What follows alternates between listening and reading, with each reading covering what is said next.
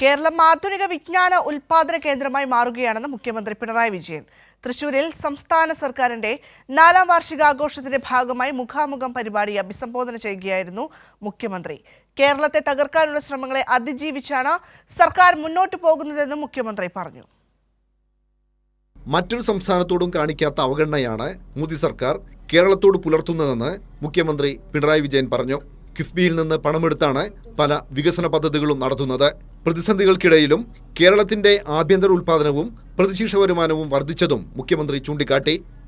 നമ്മുടെ കേരളത്തിൽ 3 സയൻസ് പാർക്കുകൾ, ഒരു പാർക്കിന് 200 കോടി രൂപ, അങ്ങനെ 600 കോടി രൂപ ചെലവിട്ട് 3 സയൻസ് പാർക്കുകൾ കേരളത്തിൽ വരാൻ പോകുന്നു. അങ്ങനെ നോക്കിയാൽ നമ്മുടെ നാട്, ഈ കേരളം ആധുനിക വിജ്ഞാന ഉൽപാദനത്തിൻ്റെ കേന്ദ്രമായി മാറുന്നുവെന്ന് അഭിമാനിക്കാൻ കഴിയും. ഇതെല്ലാം നമുക്ക് ഈ 9 വർഷ കാലയളവിനുള്ളിൽ നേടാൻ കഴിഞ്ഞിരിക്കുന്നതെന്നാണ് പ്രത്യേകത. IT മേഖലയിൽ സംസ്ഥാനം വൻ പുരോഗതി കൈവരിച്ചു. രാജ്യത്തെ ആദ്യത്തെ ഡിജിറ്റൽ യൂണിവേഴ്സിറ്റിയും സയൻസ് പാർക്കും കേരളത്തിൽ ആരംഭിക്കാനായി. എന്നാൽ കേരളത്തിന്റെ വികസനം തകർക്കാനാണ് ചിലർ ശ്രമിക്കുന്നതെന്ന് മുഖ്യമന്ത്രി പറഞ്ഞു.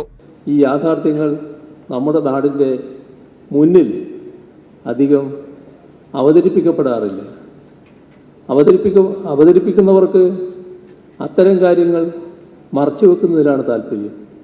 അതേസമയം എന്തെല്ലാം നിഷേധപരമായ കാര്യങ്ങൾ ഗവേഷണം നടത്തി ഇല്ലാത്തത് തന്നെ കണ്ടെത്താൻ കഴിയും എന്നതും നമ്മുടെ നാട് ചിലരെല്ലാം അതിനായി ശ്രമിക്കുന്നതും നമ്മൾ കാണുകയാണ്. സംസ്ഥാന സർക്കാരിന്റെ നയങ്ങളാണ് ദാരിദ്ര്യം ഏറ്റവും കുറവുള്ള സംസ്ഥാനമായി കേരളത്തെ മാറ്റിയതെന്നും മുഖ്യമന്ത്രി പറഞ്ഞു. News bureau, Thrissur.